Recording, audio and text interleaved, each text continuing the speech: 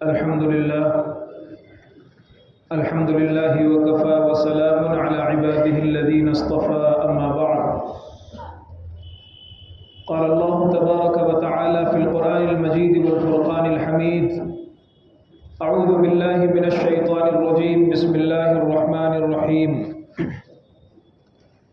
وأنكحوا الأيام منكم والصالحين من عبادكم وإمائكم إن يكونوا فقراء يغنهم الله.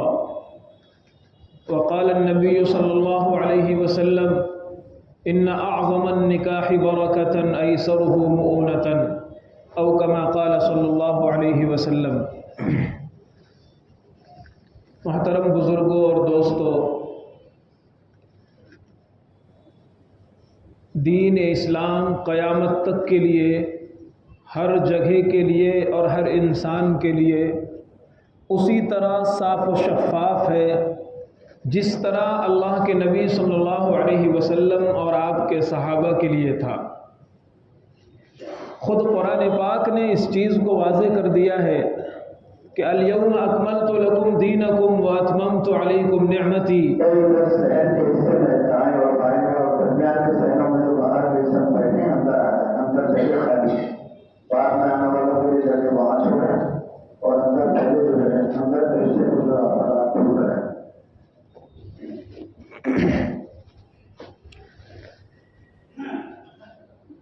تو دین اسلام قیامت تک کے لیے ہے، ہر جگہ کے لیے ہے اور ہر موقع کے لیے ہے.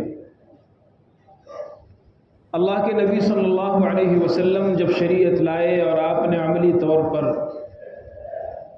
ارشادات کے ذریعے اور عمل کے ذریعے شریعت کو واضح کیا، پھر آخر میں قرآن کی ایک آیت اترتی ہے: الیوم اکملت لکم دینکم واتممت علیکم نعمتی ورضیت لکم الاسلام دینا. کہ دین مکمل ہو چکا ہے، اور یہ دین صرف صحابہ کے لیے مکمل نہیں ہوا بلکہ ہر علاقے اور ہر جگہ کے لیے مکمل ہو گیا ہے. تو آج کل اگر ہم کوئی بھی دین کا کام کریں یا کوئی بھی عمل کریں تو اس میں ہمیں لیٹسٹ ماڈل، جدید فیشن نہیں دیکھنا چاہیے، بلکہ نبی پاک صلی اللہ علیہ وسلم اور صحابہ کا عمل دیکھنا چاہیے. آج کی اس نشست میں چونکہ شادیوں کا موقع آنے والا ہے تو اسی تعلق سے کچھ باتیں مجھے عرض کرنی ہیں کہ نکاح ایک عبادت ہے، اور ایسی عبادت ہے کہ اس کا اثر جنت تک باقی رہے گا. جنت میں بھی نکاح کے ذریعے سے ہی ہمیں یہ بیوی ملے گی جو ہماری بیوی اس دنیا میں ہے. لیکن ٹینشن مت لیجئے، گھبرائیے مت، اس کے وہ پرزے ہٹا دیے جائیں گے جو تکلیف دینے والے ہیں. وَنَزَعْنَا مَا فِي صُدُورِهِم مِّنْ غِلٍّ، قرآن کہتا ہے جنت میں اللہ تعالیٰ کسی کو داخل نہیں کرے گا، چاہے مرد ہو یا عورت. جو داخل ہونے والے ہوں گے ان کو چینج کر دیا جائے گا، ان کو بدل دیا جائے گا، ان کا دل بدل دیا جائے گا. دوسری احادیث سے واضح ہوتا ہے کہ تمام جنت کے لوگ ایسے رہیں گے جیسے ایک انسان کا دل ہے. کسی کی طرف سے کوئی کپٹ، کوئی کینہ، کوئی نفرت، کوئی برائی، کوئی حسد، کچھ بھی نہیں رہے گا.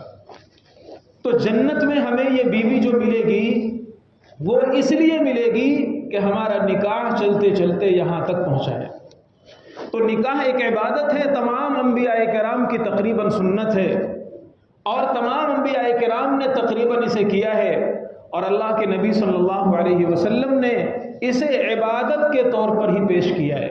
آپ کے صحابہ کرام، خود آپ نے نکاح فرمائے، آپ نے اپنی بیٹیوں کے نکاح کیے، بنات طاہرات کے نکاح ہوئے، ازواج مطہرات سے نکاح جو ہوئے وہ سب ہمارے لیے بہترین نمونہ ہے.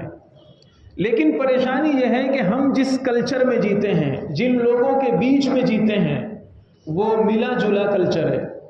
وہ دوسری تہذیبیں اور اسلامی کلچر، اسلامی تہذیب، یہ دونوں تہذیبیں ایک ساتھ چلتی ہیں، ایک ساتھ جیتی ہیں، تو غیروں کی کچھ چیزیں کبھی ہمارے اندر سرایت کر جاتی ہیں.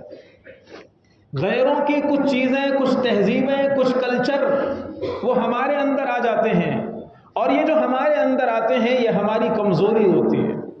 ایسا نہیں ہے کہ اسلام کے کلچر میں یا اسلام کی تہذیب میں کوئی کمی تھی، اسلام کی ثقافت میں کوئی کمی ہے، یا اسلامی تہذیب میں کوئی نقصان ہے جس کی وجہ سے ہمیں غیروں کی نقالی کرنی پڑے اور دوسروں کا کلچر لینا پڑے اور اس سے اپنی بھرپائی کرنا پڑے۔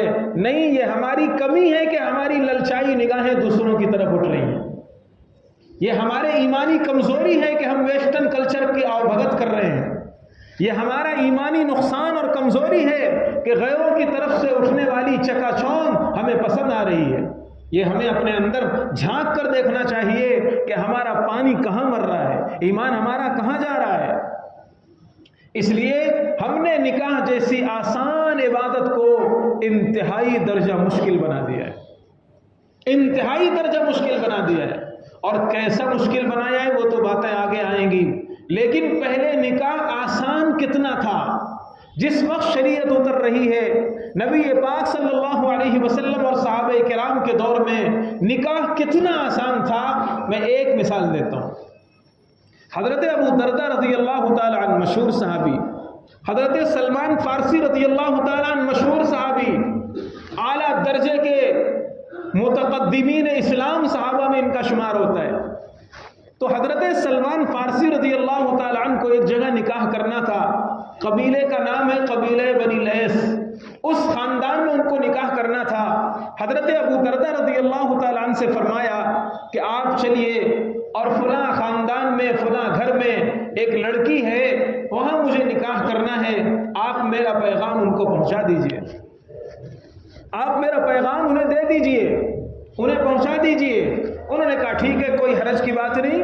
حضرت ابو دردہ رضی اللہ تعالیٰ عنہ، یہ حدیث معجم کبیر طبرانی کے اندر لکھی ہوئی ہے، حضرت ابو دردہ رضی اللہ تعالیٰ عنہ حضرت سلمان فارسی کو لے کر کے جاتے ہیں۔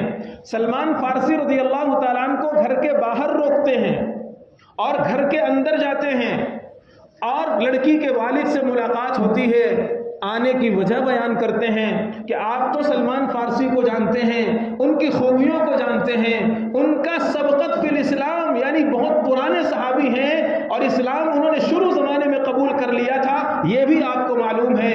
وہ آپ کی بیٹی سے نکاح کرنا چاہتے ہیں۔ یہ منگنی ہو رہی ہے، ہماری منگنی اور صحابہ کی منگنیاں دیکھیے، یہ منگنی ہو رہی ہے، بات پیغام پہنچائی جا رہی ہے۔ حضرت سلمان فارسی رضی اللہ تعالیٰ عنہ کا جب پیغام انہوں نے پہنچایا تو ہوتا ہے ہر آدمی کا اپنا مزاج ہوتا ہے، انہوں نے حضرت سلمان فارسی رضی اللہ تعالیٰ عنہ کا رشتہ ایکسیپٹ نہیں کیا۔ آگے کی بات سنیے، انہوں نے کہا ابو دردہ ہم ان سے تو نکاح نہیں کریں گے، لیکن اگر آپ تیار ہوں تو ہم اپنی بچی کا نکاح آپ سے کر دیں گے۔ حضرت ابو دردہ رضی اللہ تعالیٰ عنہ قاصد بن کر گئے ہیں، حضرت سلمان فارسی کے پیغام پہنچانے والے بن کر گئے ہیں۔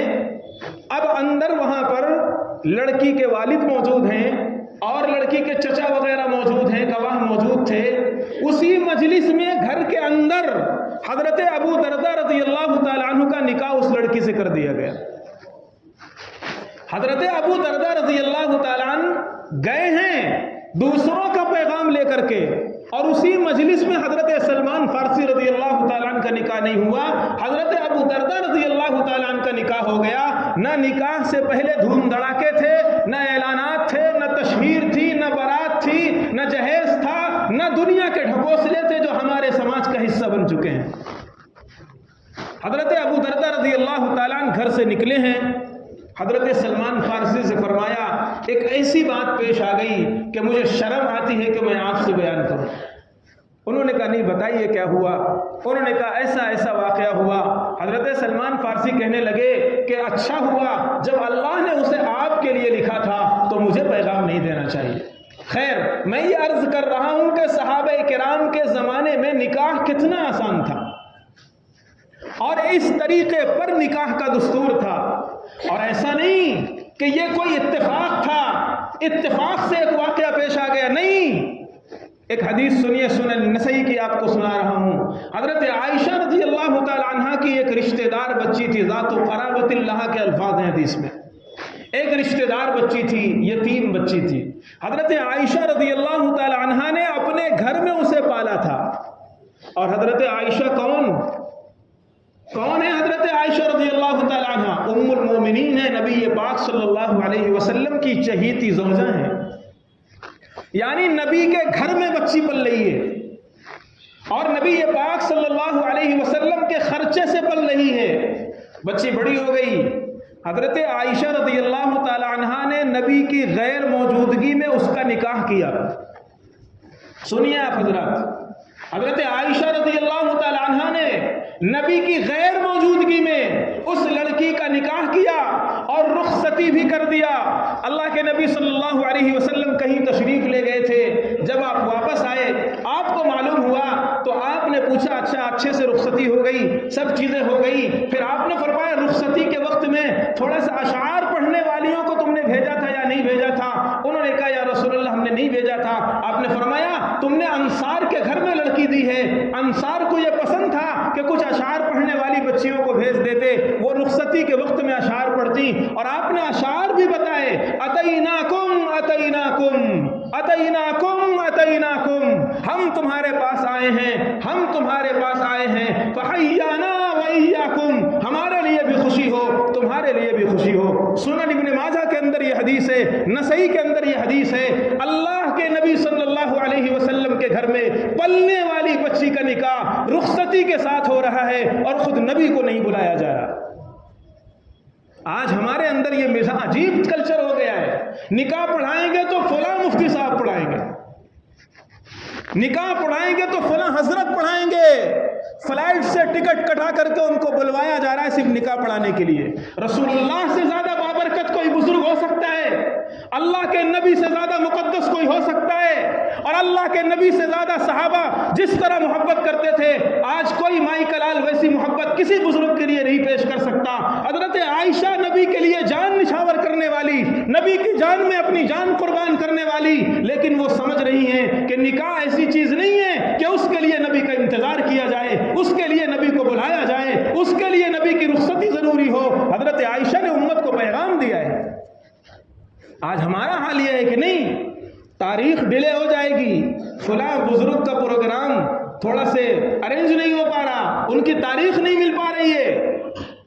یہ چیز بہت بری ہے.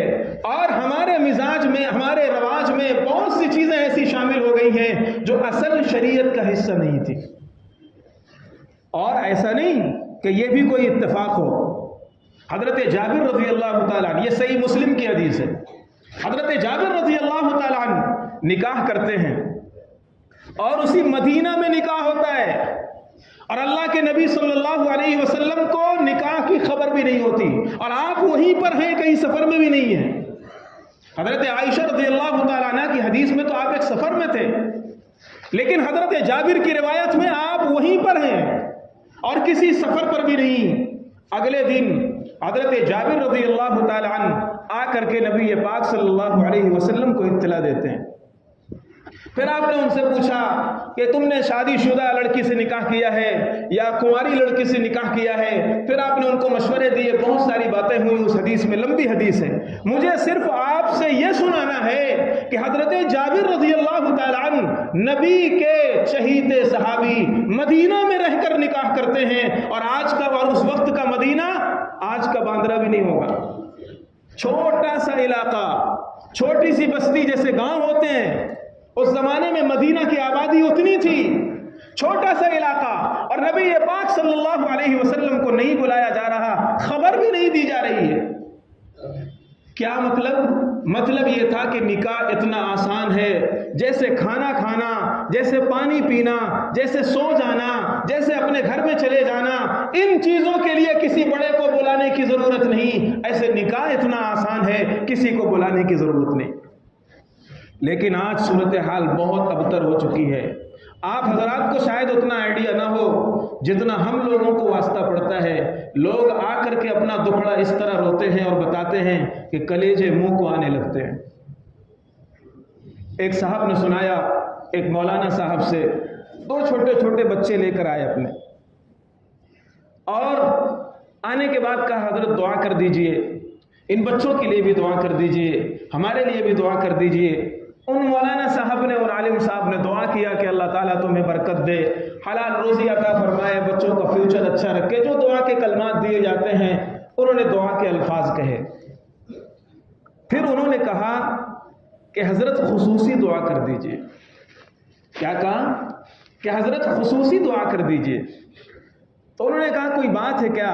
فرمایا ہاں بات ہے، میں نے نکاح کے موقع پر سودی قرض لے لیا تھا ولیمہ کرنے کے لیے، آج 2 بچے ہو چکے ہیں اس نکاح کے بعد، لیکن آج تک وہ قرضہ اسی طرح باقی ہے۔ حضرت دعا کر دیجئے کہ میرا وہ قرضہ ادا ہو جائے۔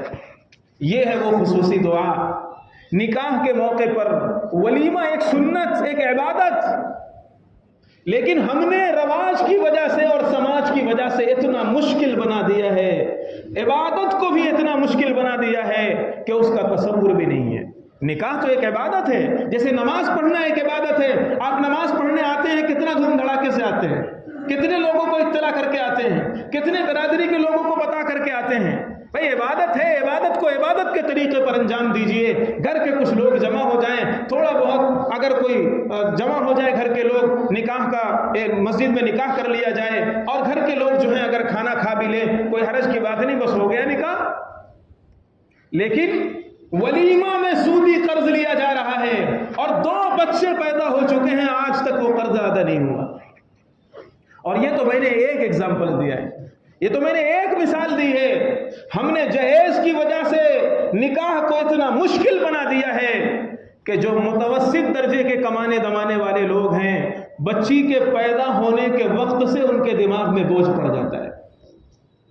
بچی ہوتی ہے اور 15,000 20,000 کی نوکری کرنے والا، کمائی کرنے والا، بیماریاں، خرچے، اخراجات اتنے زیادہ، وہ اپنی بچیوں کو دیکھ دیکھ کر کے سوچتا ہے کیسے ہوگا کیسے ہوگا کیسے ہوگا۔ ماں باپ کڑھن کی زندگی جینا شروع کر دیتے ہیں۔ اگر جس کے 2 3 4 بچیاں ہو گئیں، بس اس کی خوشی غارت ہو جاتی ہے۔ اور ہم نے یہ مشکل بنایا ہے، یہ لڑکے والوں نے مشکل بنایا ہے۔ اس لیے میں نے سنایا تھا آپ کو کسی جمعہ، یاد ہوگا آپ حضرات کو، کہ ایک مولانا صاحب کے پاس خط آیا ایک بچی کا، بڑا درد بھرا خط تھا۔ جب اس کو سنایا جاتا ہے کلیجہ بھر جاتا ہے۔ اس بچی نے کہا تھا کہ حضرت یہ میرا راز ہے، آپ کسی سے فاش مت کیجئے گا، اور میں آپ سے ایک مسئلہ پوچھنا چاہتی ہوں۔ خط میں پوچھا تھا، اور ان مولانا صاحب نے بعد میں لوگوں کے سامنے اس خط کو ذکر بھی کیا، عوام کے سامنے۔ اس نے کہا کہ ہم لوگ 4 بہنیں ہیں، 4 بہنیں۔ ہمارے یہاں کا کلچر یہ ہے کہ ایک لڑکی کی شادی میں کم سے کم 15 لاکھ روپے خرچ ہوتا ہے، زیور کو لے کر، کھانے کو لے کر، جہیز کو لے کر، رخصتی تک، اور اس سے پہلے منگنی کی رسمیں، فلاں کو کپڑے، فلاں کو انگوٹھی، فلاں کو یہ۔ اس طرح اگر ساری چیزیں جوڑی جائیں گی تو ایک بہن کی شادی میں 15 لاکھ روپے خرچ ہو رہے ہیں۔ میرے باپ کے پاس 1 لاکھ کا انتظام نہیں، وہ 15 لاکھ کہاں سے لائے گا؟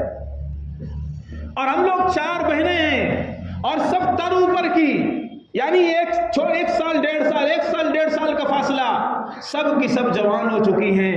اب میرے والد کو میں دیکھتی ہوں، وہ آتے ہیں گھر میں اور چہرے پر مسکراہٹ بھی لاتے ہیں، لیکن ہم ان کا کلیجہ پڑھتے ہیں تو وہ ہانڈی کی طرح کھولتا ہوتا ہے۔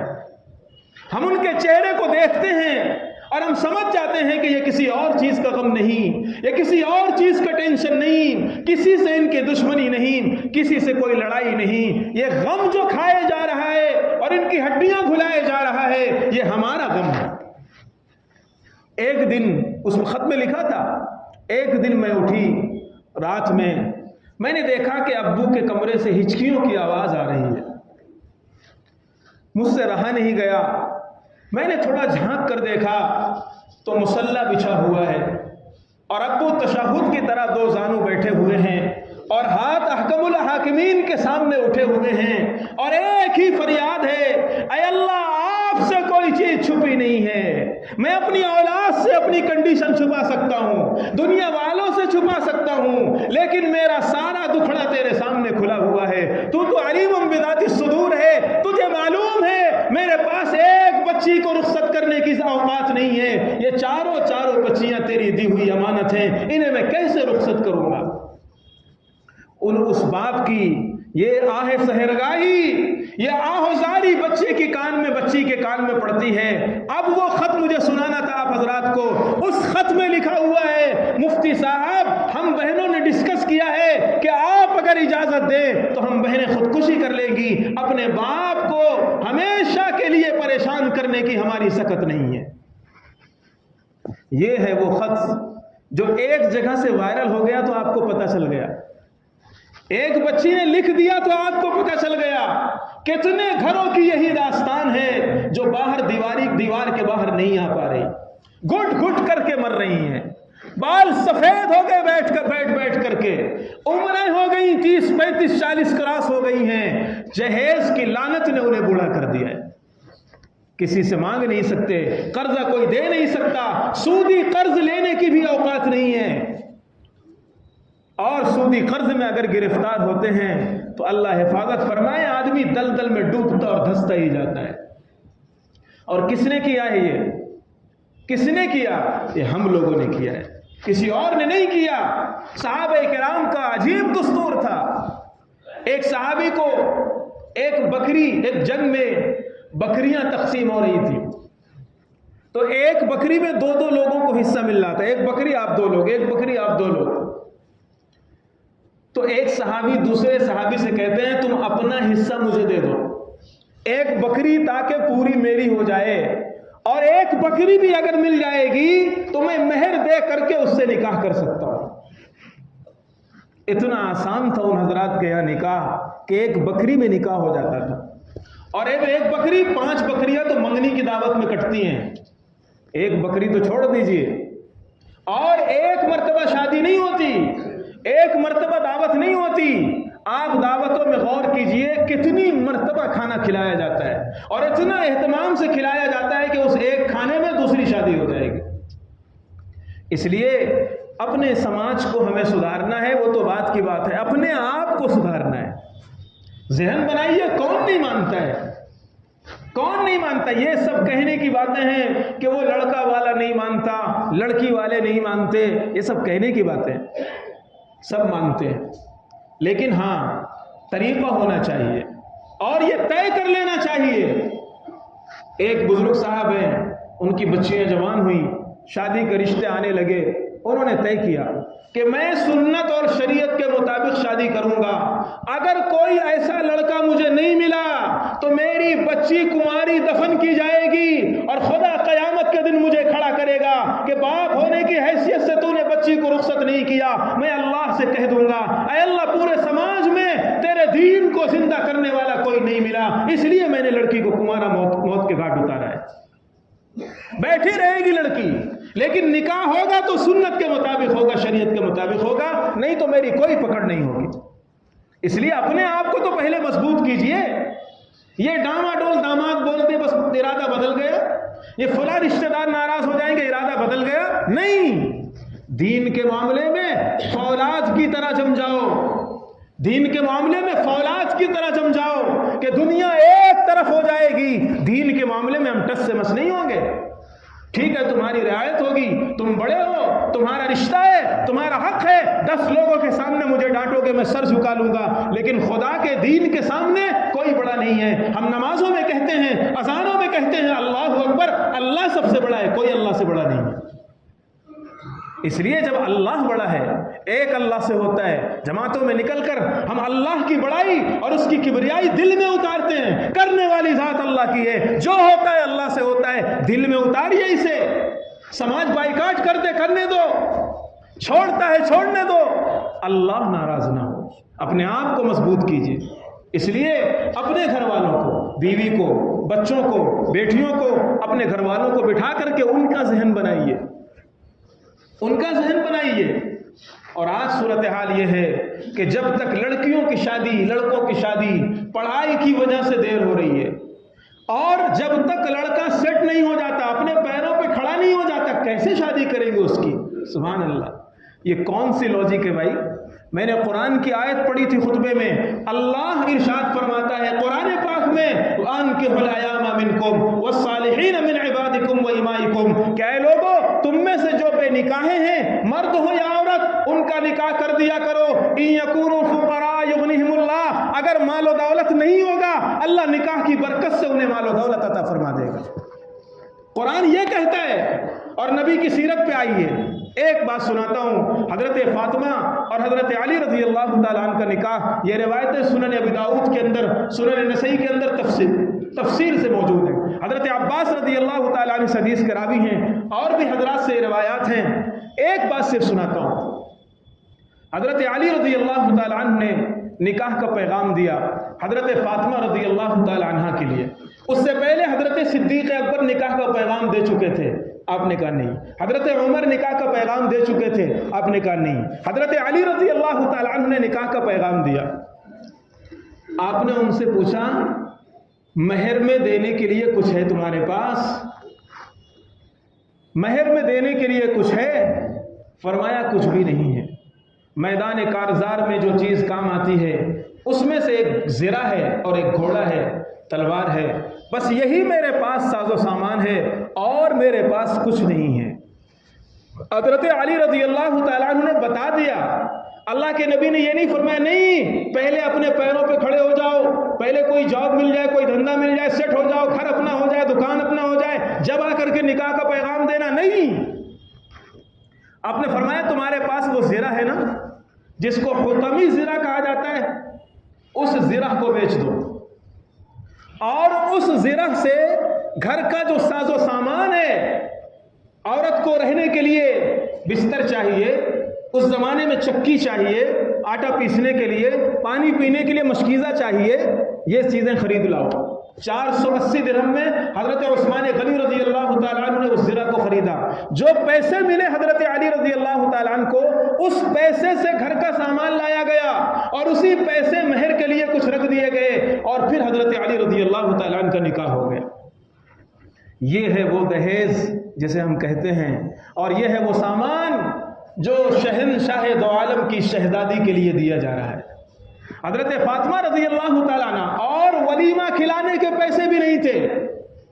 حضرت علی رضی اللہ تعالیٰ عنہ کو ولیمہ کھلانے کے پیسے بھی نہیں تھے۔ حضرت سعد بن ابی وقاص رضی اللہ تعالیٰ عنہ کھڑے ہوئے، کہنے لگے یا رسول اللہ علیہ کبشن، ایک مینڈھا میری طرف سے ہوگا۔ دوسرے صحابی کھڑے ہوئے، کہنے لگے یا رسول اللہ ایک بکری میری طرف سے ہوگی۔ اس طرح حضرت علی کا ولیمہ ہوا ہے۔ مال دیکھ کر، کاروبار دیکھ کر، دولت دیکھ کر نکاح مت کیا کرو۔ اللہ کے پیغمبر نے خود فرمایا تنکح المرأة لأربع لجمالها ولمالها ولحسبها ولدینها فاظفر بذات الدین تربت یداک۔ بہت سے وجہوں سے لوگ نکاح کرتے ہیں، دینداری دیکھ کر نکاح کیا کرو۔ میں عرض یہ کر رہا ہوں کہ لوگ کیا کہیں گے یہ تو چھوڑ دیجئے، لوگوں نے اچھوں کو آپ جتنا بھی خرچ کر دو پھر بھی لوگ کہیں گے۔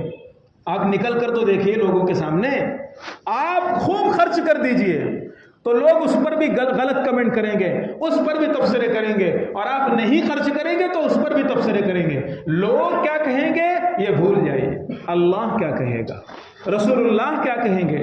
حضرت عائشہ کا نکاح، حضرت فاطمہ کا نکاح، امی خدیجہ کا نکاح، ازواج مطہرات کا نکاح، یہ سب ہمارے سامنے ہیں۔ اور اس جہیز کی لعنت نے سب سے بڑا جو نقصان کیا ہے وہ یہ کیا ہے کہ آدمی سودی قرضیں آسانی سے لینے لگا۔ کوئی قرض اتنی بڑی رقم دے نہیں رہا، کب تک بچیوں کو بٹھا کر کے رکھیں گے، مجبوری میں آدمی سود کے دلدل میں پھنس رہا ہے۔ اور نبی نے ارشاد فرمایا، صحیح حدیث ہے، 1 درہم اگر سود کا کوئی استعمال کرتا ہے تو اپنی ماں سے 36 مرتبہ زنا کرنے کے برابر گناہ ہے۔ کلیجہ تھامو اس حدیث کو سننے کے لیے، اخبار کی بات نہیں، مسلم کی حدیث، صحیح حدیث۔ 1 روپیہ اگر سود کا کوئی استعمال کرتا ہے اتنا سنگین گناہ نبی نے ارشاد فرمایا۔ اور 1 روپیہ چھوڑیے، ہزاروں لاکھوں بینک سے سود لے رہا ہے اپنی بچی کو عزت کے ساتھ رخصت کرنے کے لیے۔